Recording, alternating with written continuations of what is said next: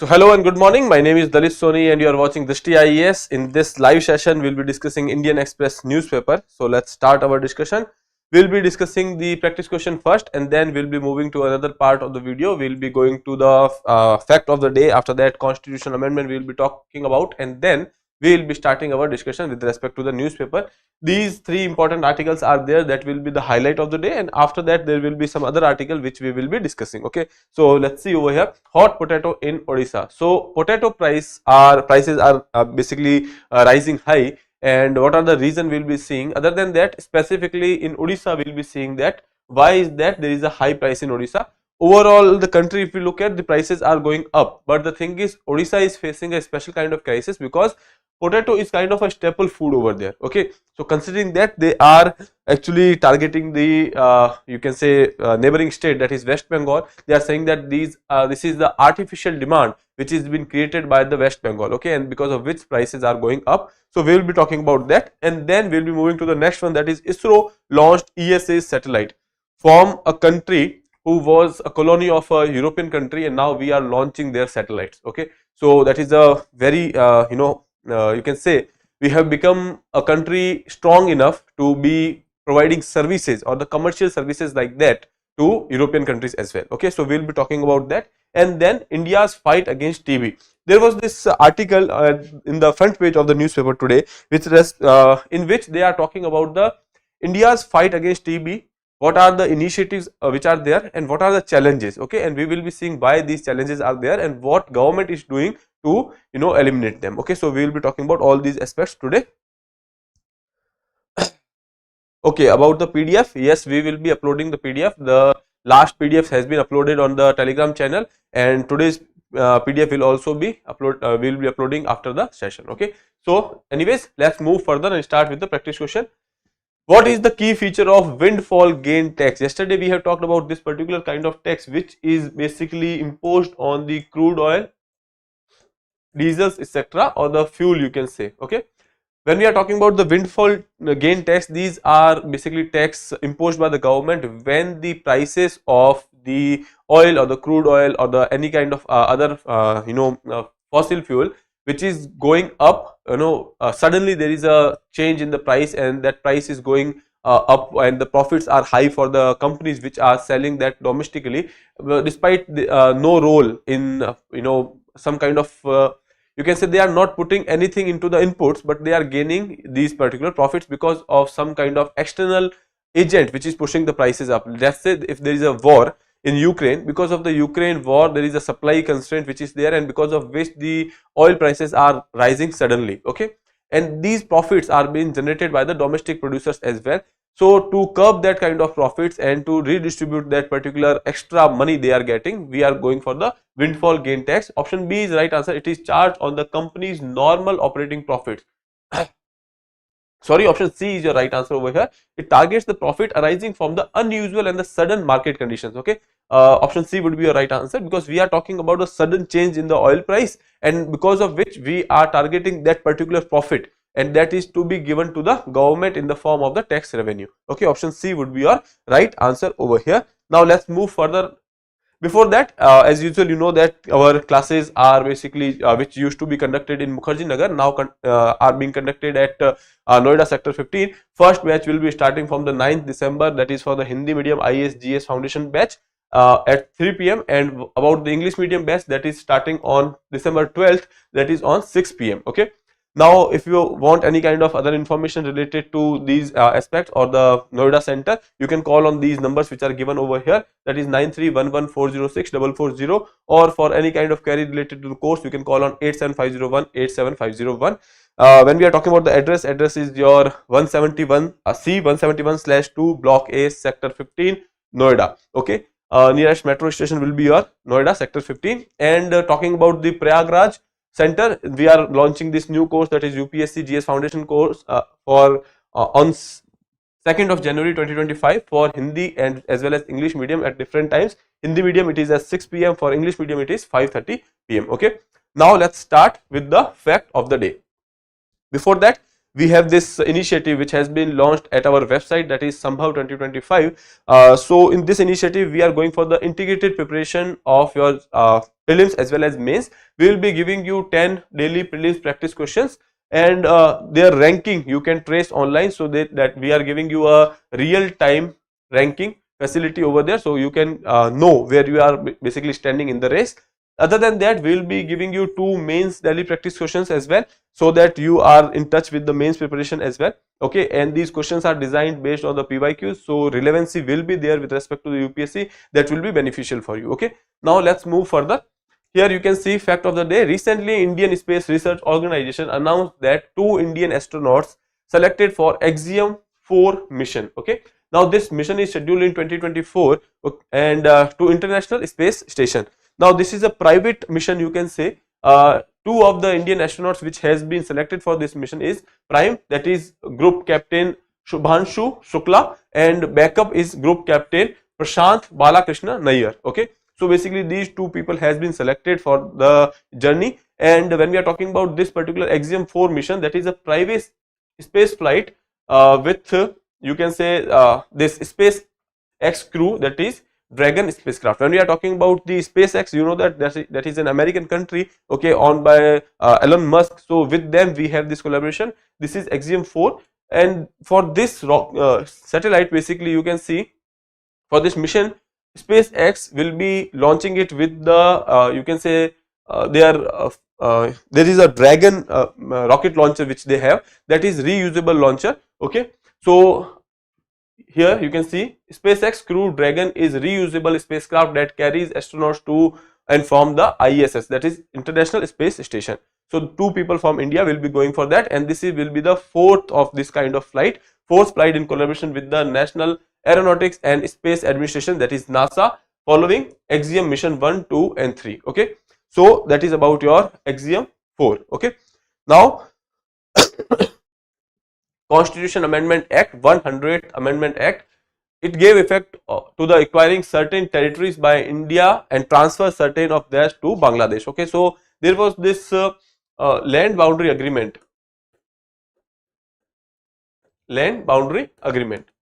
Now what was there? That was some kind of enclaves which were there, and these enclaves were kind of disputed between India and Bangladesh. Actually there was this story behind that. There was the kings of that particular area at that point of time, they used to put these you can say enclaves as bet in the chess game. Okay, and because of which some of the Bangladeshi enclaves were there in the Indian territory and some of Indian enclaves were there in Bangladeshi territory, and that is why they have gone for this agreement, land boundary agreement 1974. But the problem was that these enclaves which were in India, we are transferring to another country. Okay, so that is why there has to be a constitution amendment. When we talk about the diminishing the boundary of a state, for that we do not need any kind of constitutional amendment act. We can do it by the executive order. But the thing is, when we are talking about giving our territory to another state, okay, in that case we need to have a constitution amendment act. Regarding that, to implement this land boundary agreement of 1974, we have come up with the 100th Amendment Act. Here gave effect to acquiring of certain territories by India and transfer of certain other territory to Bangladesh, okay, through exchange of enclaves and retention of adverse possessions in pursuance of the land boundary agreement 1974 and its protocol of 2011. For this purpose, the Amendment Act amended the provisions relating to the territories of 4 states, Assam, West Bengal, Meghalaya and Tripura, in the first schedule of the constitution. Now these enclaves which were these Bangladeshi enclaves which were there in the Indian territory, to give them to back to the Bangladesh, we have to go for the Constitution Amendment Act, and we have added certain territory which has been returned to India from the Bangladesh. Okay, so for that land boundary agreement, we have gone for the 100th Constitution Amendment Act. Okay, now please remember that if there is a state, okay, let's say if there is this state of our country, and we have to diminish the, you can say, area of this particular state and give it to another state which is the you can say, let's say this is state A and this is state B. We are seceding this particular area and we are giving it to state B. So internal reorganization can be done through the executive order, that can be done without any Constitutional Amendment Act. But if we are carving out this particular place and we are giving it to another country, okay, in that case you have to go for the Constitutional Amendment Act, okay, because that particular thing, you are letting go of your sovereignty from this particular area, and that is why Constitution Amendment Act is required over here. Now let's move further and start with our today's discussion, that is hot potato in Odisha, why tubers high prices has hit the state hard. Now in Odisha, prices are going up, and the Odisha government is saying that this is the artificial demand which has been created by the West Bengal. They are holding the potato crops in their storages, and because of which there is this artificial demand and the prices are going up. Mostly what happens is that, let's say this is your, in Odisha, Odisha is the state which is not very, having this particular state do not have the favorable condition for the potato production, okay, but this, when we are talking about the demand or the consumption of the potato in Odisha, that is very high, because this is considered as one of the staple crop in you can say Odisha. Now since demand is high, okay, and the supply is generally there from West Bengal. Now if West Bengal stops the supply, that means that there will be this demand which will be, getting higher further, okay, because of which prices will rise, because supply is less, demand is high, so prices will go up, okay. Once the prices are up, there are high chances that you can say West Bengal will provide for the supply. Now this is the accusation which has been put by the government of Odisha on the government of West Bengal, okay. Now we cannot say that that is true or not, we do not have such evidences, but the thing is, this is the accusation which is there. Now whether this is the problem of Odisha or for the country, because when we are talking about the potato is a seasonal crop, okay. Now if it is a seasonal crop, that means that there are high chances that in one season there will be supply of potato, in another season there will be a, you can say, less supply, and because of this less supply, every year you will be seeing that in a particular month the price of potato actually rising up, okay. So in similar condition has been prevalent all over the country, and the prices of potato are going high, but in Odisha this is even more crucial when we are talking about the prices, okay. So now let's see here, how much potato does India produce. Before that, here let's see when we talk about India, India is the second largest country which is going for the potato productions, okay. So here you can see India is the second largest producer of the potato in the world after China, okay. And when we are talking about the potato as a crop, you can see over here that potatoes are grown during the Rabi season, that is winter to spring season, mainly in Uttar Pradesh, West Bengal, Bihar, Gujarat, Madhya Pradesh, Punjab, Haryana, Assam, Jharkhand and Chhattisgarh. These are the potato producing areas you can see, okay, and it is a Rabi crop, okay. Now if we talk about the largest producer, that is UP, after UP there is West Bengal, okay. So UP is the largest producer of potatoes in our country, and potato is mostly a Rabi crop, though there are certain states which are going for the Kharif season as well. So Uttarakhand, Karnataka, Himachal Pradesh, Tamil Nadu and Maharashtra, they actually grow potato in the Kharif season as well, okay. So here you can see India is the second largest producer globally following China. Key producers in India are Uttar Pradesh, that is largest, West Bengal, Punjab, Gujarat, Bihar and others. Total production for 2021-22 is 53.4 million metric tons, with Uttar Pradesh contributing over 30%, okay. So we can say that Uttar Pradesh is the largest you can say contributor over here, more than 30% is produced in Uttar Pradesh. Other than that, you don't have to remember this data of 2021-2022, just know that Uttar Pradesh is the largest one, West Bengal is the second largest, okay.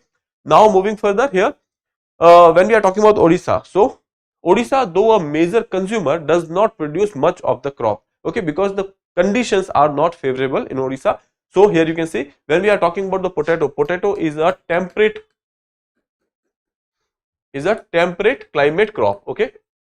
This is not native to India, it has been bought by Europeans in our country, okay. You can tell me in comment box that which European country bought potatoes in India, okay.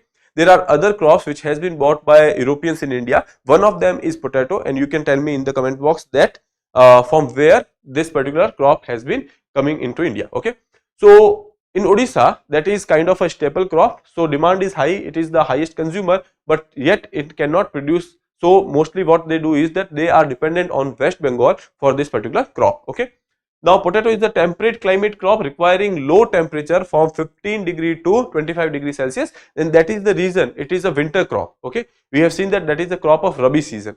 Now moving further, Odisha's agroclimatic conditions are not conducive for potato cultivation. Thus, the state is dependent on supply from other states, particularly from the West Bengal, to meet its demands. Okay.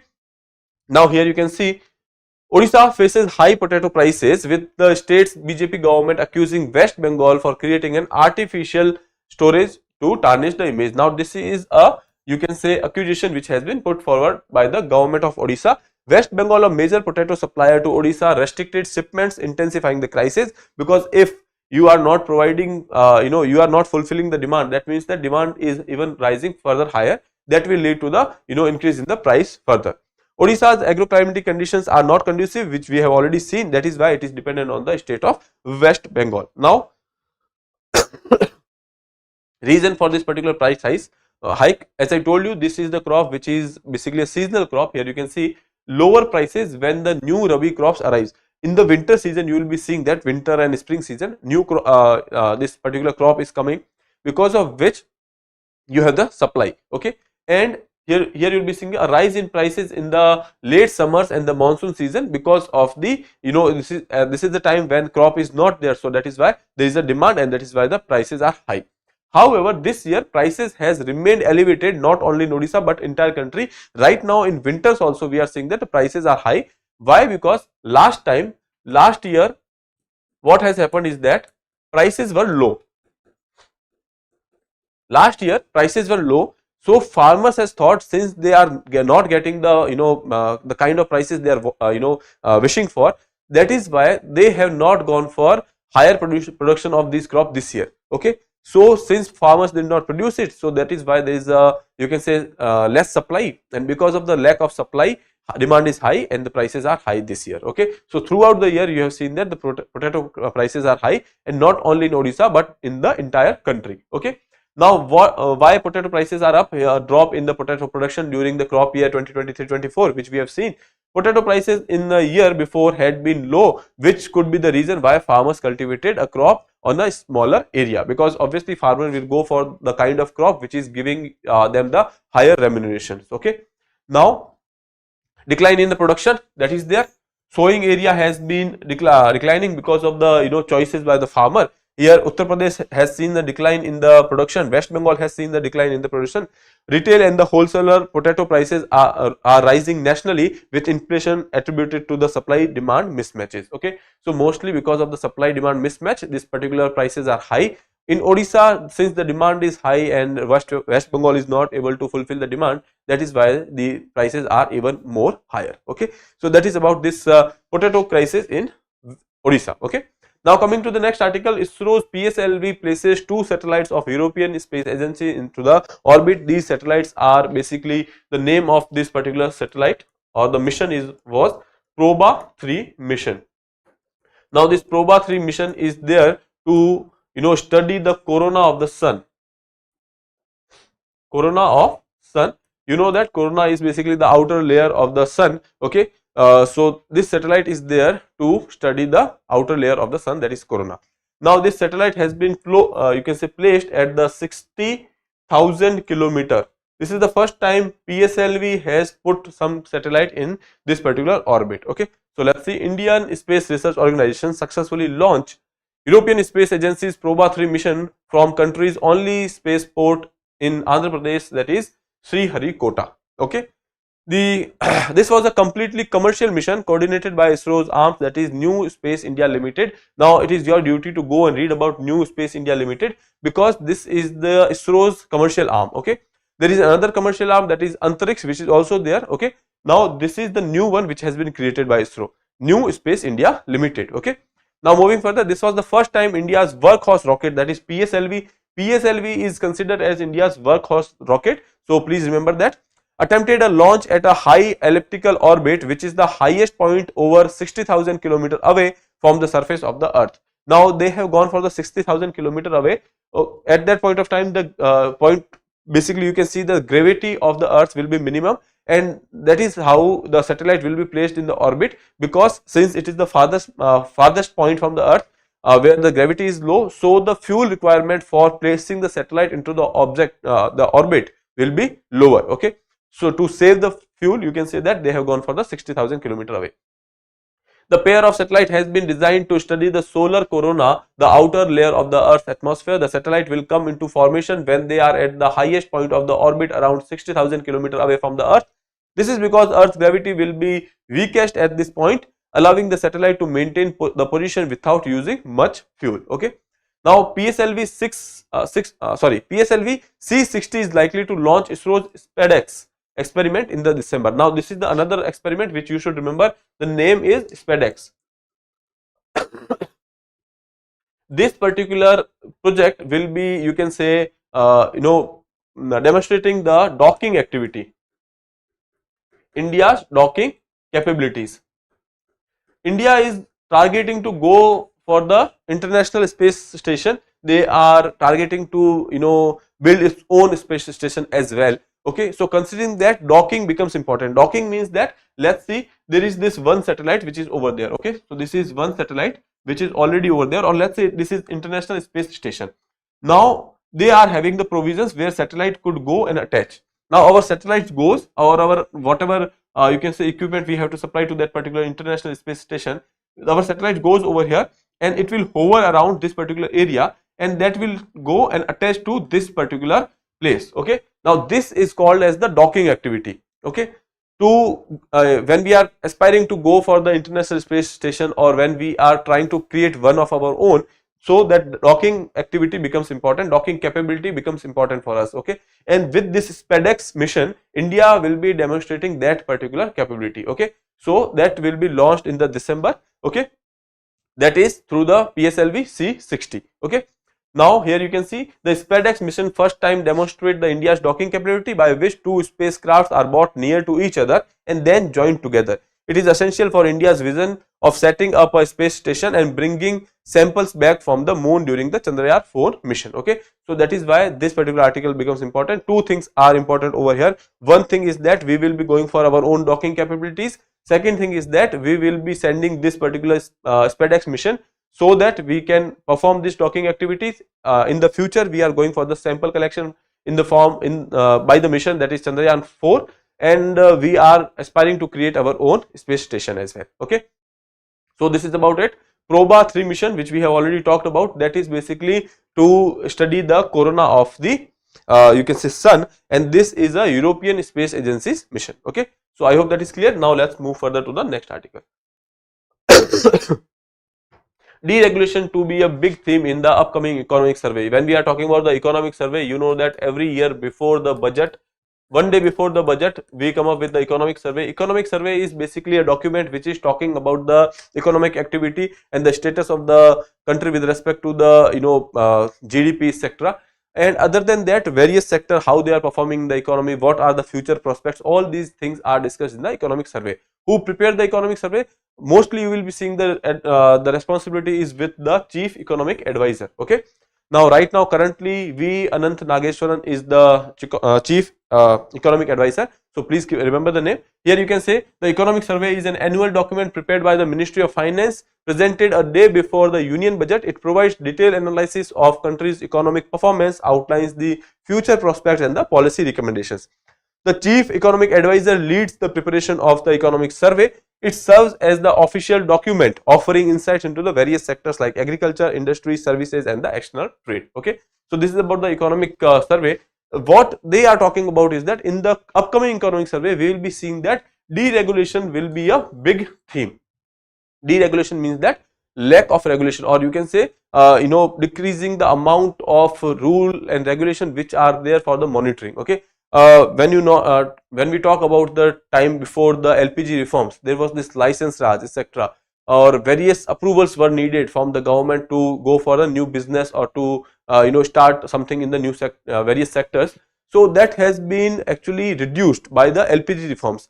By deregulation, they are further moving in that direction. Okay, so that can be seen as ease of doing business. Okay, Now deregulation or reducing government control in the specific sector, okay, control and the monitoring in the specific sectors will be a key focus in the economic survey 2024-25 announced by the chief economic advisor C. Anantha Nageswaram. We have talked about that. The survey aims to highlight how deregulation can balance corporate profitability and the consumer savings and economic growth. Okay, so we will be expecting that government will be talking about the deregulation in the economic survey. Moving further, a GDP growth forecast of 6.5 to 7% for financial year 25 is considered achievable given the adjustment in the corporate practice and improved consumption and the savings. So this is what we will be seeing in the economic survey, saying that we can achieve this particular target. The slowdown in the quarter 2 of GDP growth, that is 5.4%. We have talked about that day before yesterday, that RBI has said that the growth rate will be somewhere around 7%, and the recent government data are saying that the quarter 2 has performed very poorly, that is 5.4%. okay, and this was attributed to the temporary factors like the monsoon, seasonal observance with the expectations of upward revision. Now profitability in the companies has grown significantly but has not translated into the equitable income distribution of the employment growth. Okay, so the corporate profitability has increased but the employment growth is not there, jobs has not been created, or per capita income has not been rising. Okay, so that will call for the you can say redistribution. Deregulation and the better capital utilization are necessary for small and the medium enterprises to thrive and drive job creation. Okay, why? Because if the control will be less, that means that they are free to perform things. Other than that, the ease of doing business will be high. Ease of doing business is high, that means that it will be easy for the businessman to conduct the business activities. If that is easy, that means that less fund will less expenditure will be on the business activities, and that can be utilized for the job creation. Okay, now there is a need for the reforms to support the self-sustaining growth without excessive reliance on the external pressure. A careful balance between the deregulation and the social equity is essential to maintain sustainable economic growth. Okay, they are talking about the social equity, that means that redistribution of the income. Now moving further, with the emphasis on the manufacturing share in GDP and reduced structural divides, the government aims to push for reforms in financial year 2025 for the steady growth. So right now we are focusing on the growth, and the prediction of the 7% real GDP growth in financial year 2025 highlights optimism despite current challenges. Current challenges are basically, you can say, for whatever reasons we have seen that there is a decline in the growth, that is 5.4%. okay, so that can serve as a current, you can say, a challenge which we are facing right now. Other than that, also geopolitical conditions, monsoons, etc., these are the challenges which Indian economy faces on the regular basis. Now moving further, amid key victories in the fight against TB, states face one battle: shortage of the drugs. Okay, now what are the achievements? Here you can say WHO recently has said that India has, with our mission, that is TB mission we have. Okay, so we are going for the elimination of TB. We have mission 2025. Before that, we want to eliminate the TB. Okay, in that regard, India has performed well. That is what WHO has said. But there is one or two challenges which are there, which we have to take consider. Now here you can see achievements in the India's fight against TB. Milestone 2023 WHO data, World Health Organization's data, which is saying that 18% decline in the TB cases over last 10 years, double the global average. Okay, so we are doing really good in this aspect. When we are talking about our rate of decline of the TB cases is more than twice of the global average. Okay, so that is 18% decline over last 10 years. Then 24% reduction in the TB deaths, that is higher than the global average, that is 23% rate. India is having 24%. So we are doing good at that aspect as well. Now treatment coverage, if we talk about, 85% of the TB patients received the treatment in 2023.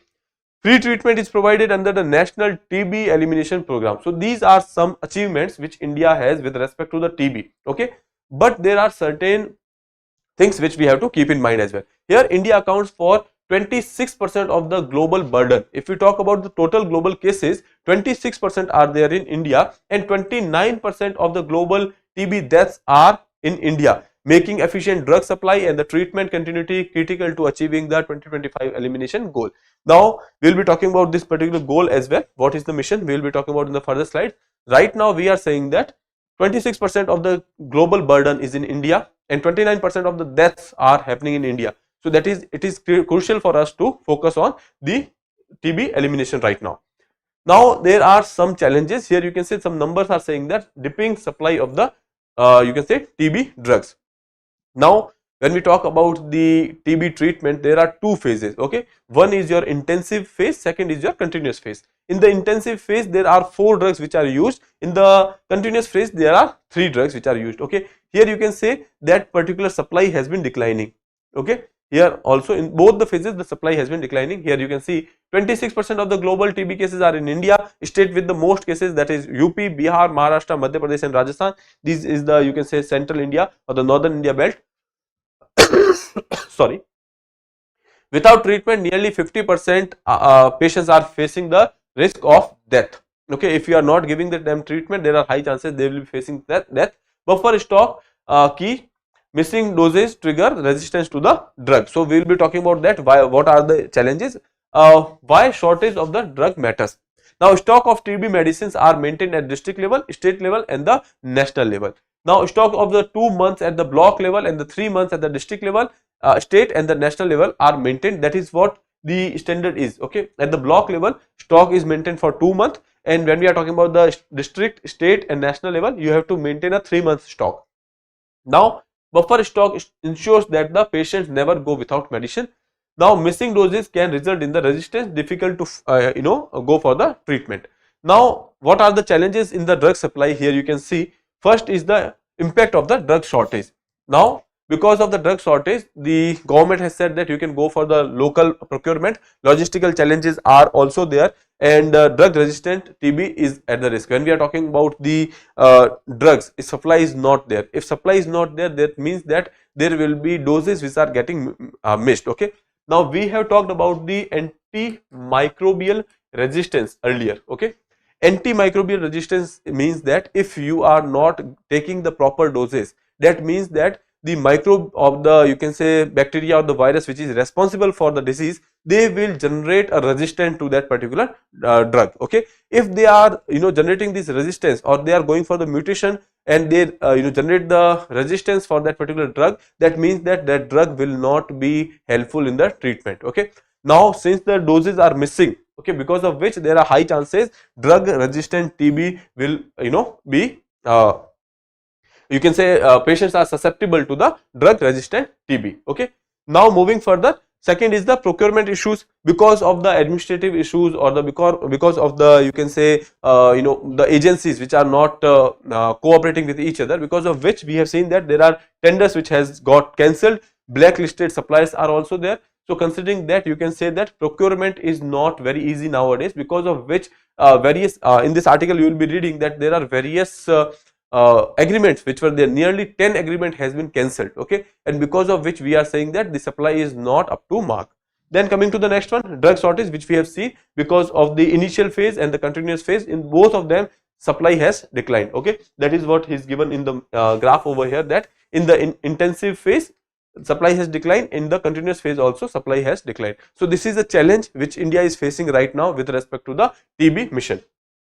Now what is the government response over here? Before that we will be seeing the mission 2025. It was during the TB summit in New Delhi in March 2018, that is 2018. The government announced a decline of 2025 for the deadline of 2025 for the TB elimination. Okay, so government has said that by 2025 we will be eliminating the TB. According to the latest WHO data, India was estimated to have 27 lakh TB cases in 2023, of which 25.1 lakh patients were receiving medication right now. Okay, so you can see that out of 27 lakhs, 25 lakhs are getting the medicine, but there are few patients which are at the risk of 50% death because they are not receiving the treatment. Okay, now the drug involved are rifampicin,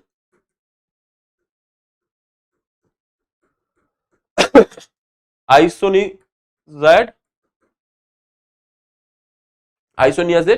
then pyrazinamide. okay, then ethambutol.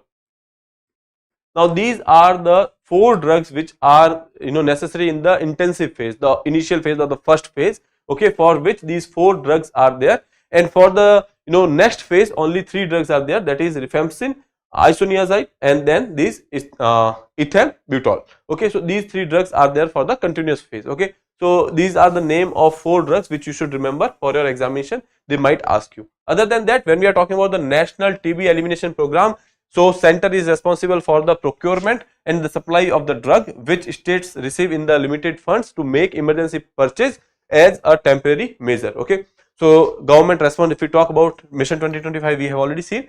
Policy adjustment, state authorized to procure drugs locally with financial reimbursement for the patients if necessary. So government has said that you can go for the local procurement and we will be going for the reimbursement later. Buffer stock recommendation, 3-month buffer stock is at the district, state and national level, 2 months at the block level. We have seen already state level actions, buffer stock redistribution. If there is a lack of supply, you can go for the buffer stock, you can use that buffer stock for the fulfilling the supply as of now. So that has been the initiatives by the government for the TB.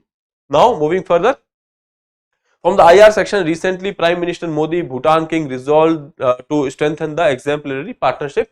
Recently both of them has met and they have talked about various things like bilateral cooperation in the diverse areas like clean energy, trade, investment and the space technology. Other than that, they have also exchanged idea on the Galefu Mindfulness City. This is the first of its kind initiative by the Bhutan, that is Galefu Mindfulness City, and Bhutan is one of the country which has given the concept of the happiness index as well. Okay, so remember that. So here you can see Galefu Mindfulness City Initiative, a visionary project spearheaded by the Wangchuk to catalyze the Bhutan's development and the strengthen linkages with the adjoining border areas in India. Okay, so this is about this article, nothing much, but just know that Bhutan's king has visited India and Prime Minister Modi and the king has gone for the bilateral talks over here, and they have mentioned the Galefu Mindfulness City. Okay, so please keep a note of that. Now in the next article here, Bangladesh to remove Mujibur Rahman's images from the banknote. You know that he is the Banga Bandhu, he was the person who was responsible for the independence of Bangladesh. Okay, and India has helped them, but recently there was this uprising which was there in Bangladesh, and because of which PM Sheikh Hasina has to flee the country.